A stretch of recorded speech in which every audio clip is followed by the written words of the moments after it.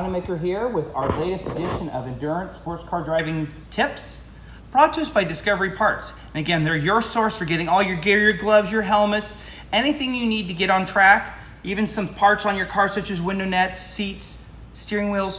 Discovery Parts is your source.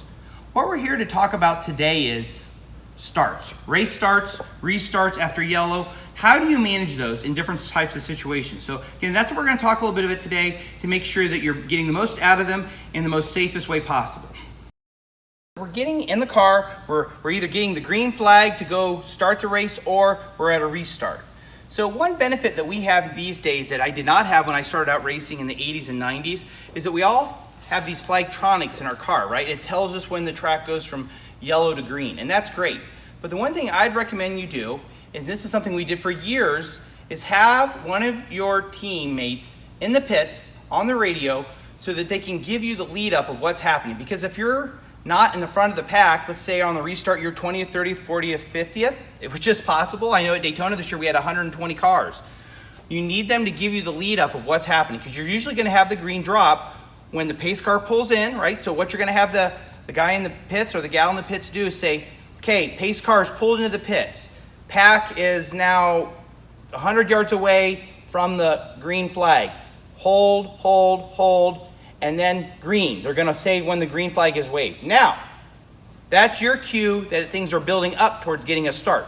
But if you have the Flagtronics or any other type of system like that in the car, you cannot go and start passing people until that goes green and the people, the corner workers, change the flags from either yellow to green or they drop their lights, at the Flagtronic stations.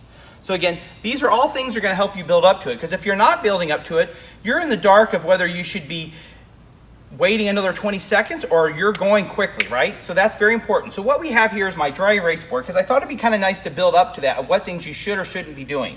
So let's pretend this is a straightaway, right? And you're kind of near the front, and this happens to be the start-finish line, right? Boom, right here. We all know that.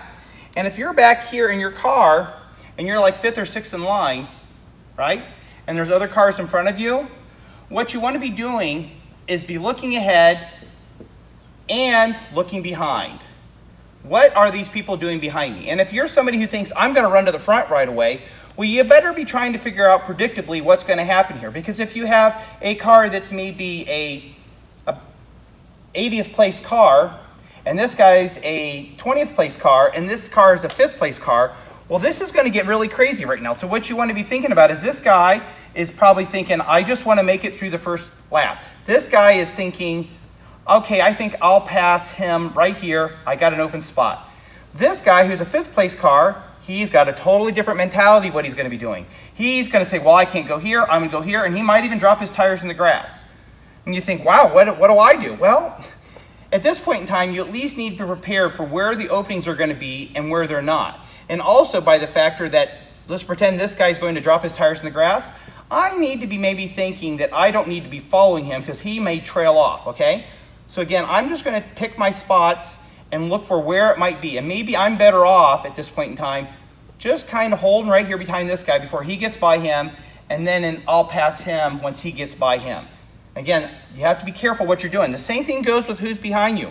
If somebody's looking awfully aggressive, maybe give them that opening. If you think that you're the guy who's not going to run right to the front, give them that opening so that they're not in a situation where you're in their way and next thing you know, they're dive bombing you, okay? Now I put a turn in here because again, we're not all going to be 3rd or 4th or 5th on a green flag restart.